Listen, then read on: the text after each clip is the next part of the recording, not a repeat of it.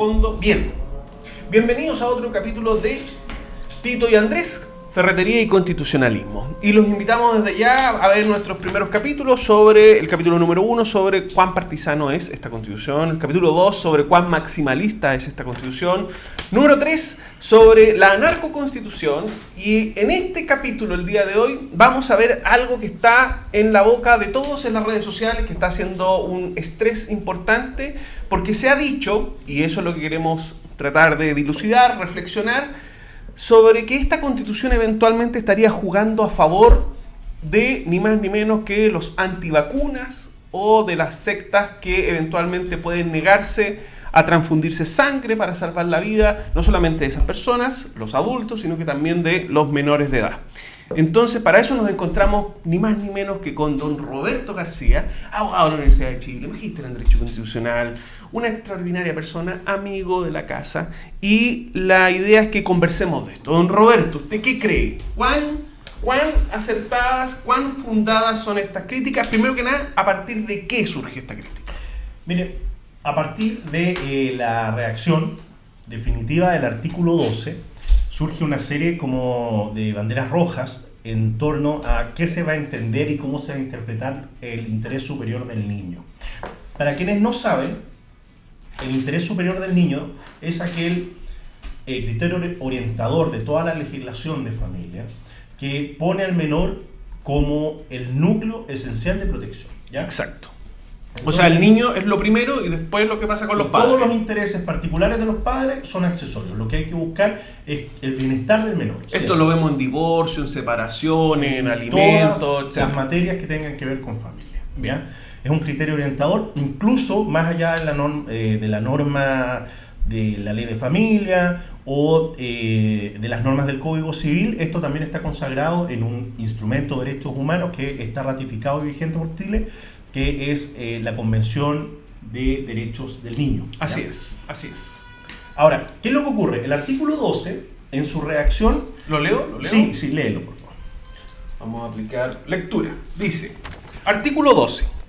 La Constitución reconoce y asegura el interés superior de los niños, el cual incluye las condiciones para crecer y desarrollarse en su familia.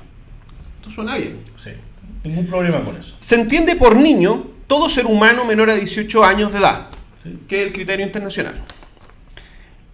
Que también a veces se le dice NNA, niño, niña, adolescente. Bien. Luego dice, y esta es la parte donde surge, entiendo, la crítica. El Estado reconoce a la familia, esto es, los padres o tutores en su caso, la prioridad en la determinación del interés superior de sus hijos o pupilos, procurando su máximo bienestar espiritual y material posible. Punto seguido, se protegerá especialmente a los niños contra cualquier tipo de explotación, maltrato, abuso, abandono o tráfico, todo esto de conformidad con la ley. Prioridad, don Roberto. ¿Esto decía el anteproyecto de expertos? No, hablaba de preferencia. ¿Y por qué hablaba de preferencia y no prioridad? Exacto. Porque tiene que ver con la intensidad en el ejercicio del derecho. Un derecho que es prioritario es mucho más fuerte que un derecho que es preferente. Cuando hablamos de niños, siempre lo ideal hubiese sido que la palabra se hubiese mantenido y fuera preferente. ¿Por qué? Porque muchas veces los intereses de los padres, movidos por sus creencias o por distintos móviles, son contradictorios con los del niño.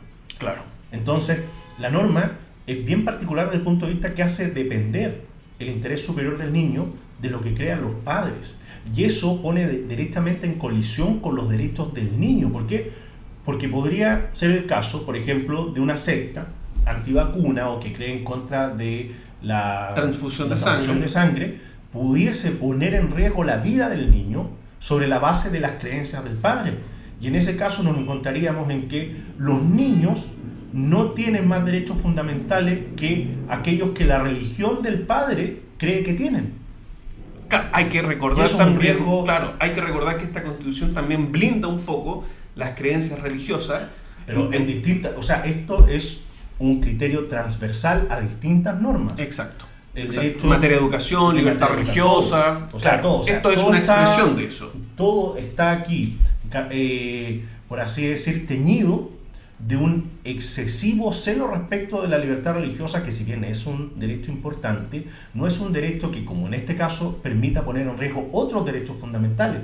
Porque finalmente se mira a los niños como si fueran una extensión de la propiedad de los padres. Claro, los cosifica. De hecho, me llama profundamente la atención de que la norma no haga mención a un criterio tan transversal como el interés superior del niño, y que de hecho está íntimamente ligado a él, que es lo denominado como autonomía progresiva de los menores. Exacto. ¿Qué es la autonomía progresiva? Para quienes no entienden, el niño, esto es súper básico lo que estoy diciendo, pero parece que algunas personas necesitan repetirlo, como hacía Bart Simpson escribiéndolo en una pizarra. Los niños son personas, ¿ya? Son sujetos de derechos. Exacto. ¿Tienen padres? Por supuesto. ¿Tienen familia? Sí, por supuesto. La familia y los padres tienen derecho a transmitir su escala de valores culturales, religiosos a sus hijos, por supuesto que sí, ¿ya?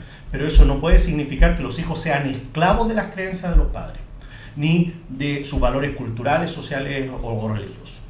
Claro. O que le impida su desarrollo personal, incluso Exacto. Desarrollar sus propios intereses personales. Ahora, los niños, conforme van creciendo, van desarrollando su propia personalidad, sus propios intereses. Y el interés, pero mejor dicho, el desarrollo progresivo de los niños significa que ellos, dependiendo de su grado de madurez y de su edad, van, por así decir, desbloqueando ciertos ejercicios de derecho. ¿Por qué? Porque un niño de 5 años, claro, tiene cierta autonomía progresiva muy reducida, que tiene que ver con lo que él quiere ver en la televisión, con los dibujos animados que le gustan, con la música que... Las comidas, los dulces, los chocolates, claro. Y ahí el padre, claro, tiene un criterio tiene que tener una preferencia en determinar qué es lo que come, qué es lo que ve, los dónde horarios, por supuesto que sí. Pero a medida que el niño va creciendo, recordemos que si es niño hasta los 18 años, tiene también mayor grado de autonomía. Un niño de 16 años tiene ciertas preferencias musicales, estéticas, éticas, políticas, morales. Y esto es importante porque en el ámbito judicial esto se reconoce. Los tribunales, ya a un menor de 16, 15 años, se le pregunta con qué padre quiere quedarse en el caso de una discusión con respecto a la tuición. Ese tipo ya empieza a ser determinante a la hora en que se tiene que tomar la decisión jurisdiccional. Y tanto es así que respecto de los menores, bueno, y respecto de los menores adultos también, existe dentro de la legislación de familia algo que se llama el curador ad litem, ¿ya? Porque en los procesos de familia muchas veces los niños quedan enfrentados en un conflicto de intereses contradictorios de los padres. Entonces es ahí donde el juez dice, mira, como los padres tienen intereses que son contradictorios y pugnan en contra del niño, el niño también necesita un abogado, y un abogado independiente. Distinto al de los padres. Claro, que vele por sus derechos. Y con esta norma constitucional nos encontramos en un callejón sin salida. ¿Por qué? Porque ahora el interés de los padres, aun cuando mire a cualquier otro tipo de consideración que no sea los niños, va a primar. ¿Por qué? Porque el interés superior de los niños va a estar sujeto a lo que quieran los padres. Claro. A ver, tratemos de colindar con lo que existe hoy en día. Hoy en día, con la Constitución vigente, que no hay una norma, entiendo, que exprese esto del interés superior del niño, y menos que se le entregue a los padres esta prioridad en el determinar cuál es el interés superior del niño. Si hay un menor que eventualmente puede haberse afectado por una decisión de los padres, se puede producir un fenómeno de judicialización. Por ejemplo, cuando se le está impidiendo una transfusión de sangre o cuando no se le quiere colocar o poner una vacuna del Plan Nacional. Y si esto se judicializa, y obviamente se judicializa vía acciones constitucionales, vía recursos de protección principalmente. Porque habría un atentado a la integridad física y psíquica, a la vida, eventualmente a su derecho a la salud. ¿Y qué es lo que ocurre? Los tribunales, como no existe una norma a nivel constitucional que le entregue a los padres esta priorización, la determinación de cuál es el interés superior del niño, no hay colisión de intereses propiamente tales, y por lo general termina concediendo las acciones constitucionales en beneficio del menor, poniendo al menor en el centro del objeto discutido. ¿Qué va a pasar ahora?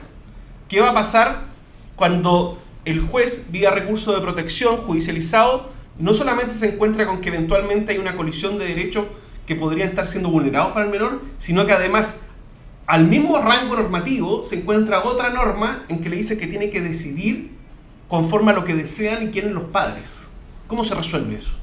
Bueno, es conflictivo, ¿ya? Porque tenemos que recordar que el artículo 12 es parte de la base de la institucionalidad, ¿ya? Entonces, viene a ser una especie de criterio interpretativo de carácter general al ejercicio específico de los derechos que se reconocen en el artículo 16 en el proyecto. Entonces, el 16 son los derechos fundamentales. Claro. Entonces, como los niños no tienen un desarrollo absoluto, sino que tienen esta autonomía progresiva que el proyecto no les reconoce, pero que se lo supedita a los intereses de los padres, finalmente son los padres los que deciden por el hijo, ¿ya? Se habla efectivamente que se protege a los niños en contra de cualquier maltrato o explotación, ya de conformidad a la ley, criterio infraconstitucional. Pero nuevamente estamos en que el primer llamado a determinar en qué consiste el interés superior de sus hijos son los padres, o en el caso que no estén los padres son los tutores legales. Pero supongamos que consideramos las normas dispuestas en el artículo 12 como una especie, sabemos que no está ahí, pero una especie de derecho fundamental de los padres. Y se produce esta colisión. No, prima el artículo 12. Debería primar el artículo 12. ¿Por qué? Porque el artículo 12 contiene una norma interpretativa. Porque cuando tú ves que corresponde a los padres prioritariamente determinar el interés superior de su hijo o a los tutores legales, eso es un criterio de interpretación constitucional que está establecido en el mismo texto y que es ineludible para el intérprete. Claro. Y además hay que añadir que frente a la colisión normativa de derechos constitucionales, entiendo que hay una norma a propósito de los jueces que están impedidos de pronunciarse sobre la constitucionalidad de las normas. 155 y 156. Exacto. Entonces no puede decir, ok, para estos efectos, para este caso en concreto, esta norma no va a ser aplicable, la vamos a descartar y solamente vamos a aplicar esta norma constitucional. No, y va más allá. Pasa un poco lo que conversábamos el día viernes respecto de la norma sobre el narcotráfico, ¿ya? De la narcoconstitución, que los invitamos a ver, fue nuestro tercer capítulo. Inaplicable la ley 20.000 y además también, que fue lo que buscaron en su origen, hacer inaplicable los delitos económicos. La ley de delito económico.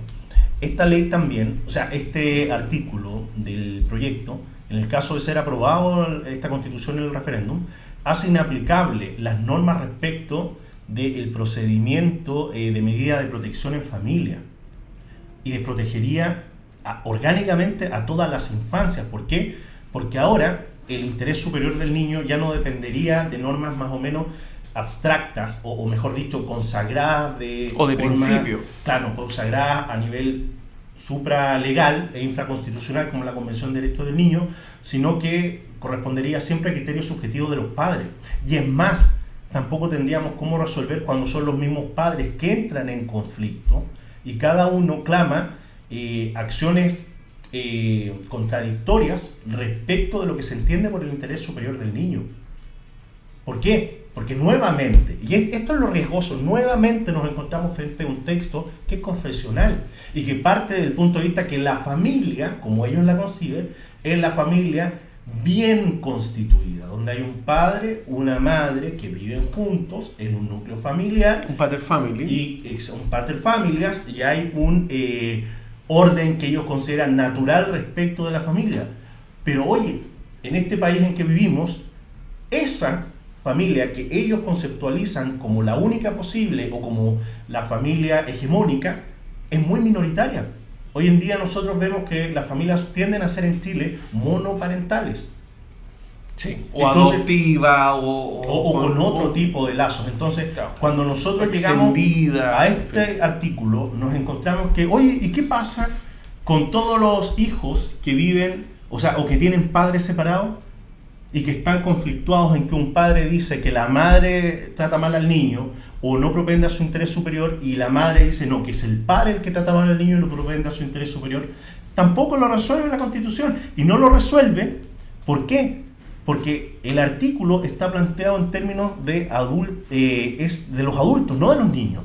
No pone al niño en el centro de la norma, sino que pone los intereses de los adultos y los pone bajo los anteojos de una dogmática judeo-cristiana que concibe a la familia como padre, madre e hijos.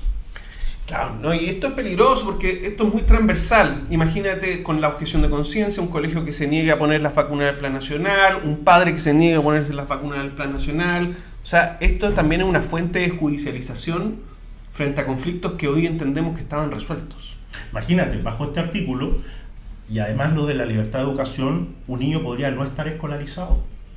El homeschooling. Sí. De hecho, aparece expresamente mencionado. Pero eso lo vamos a dejar para más adelante, el tema de hacer un análisis de lo que se habla a propósito del derecho de educación y en particular de la libertad de enseñanza, que ya vamos a ver que también está atravesado con visiones bastante conservadoras desde la perspectiva de la moral.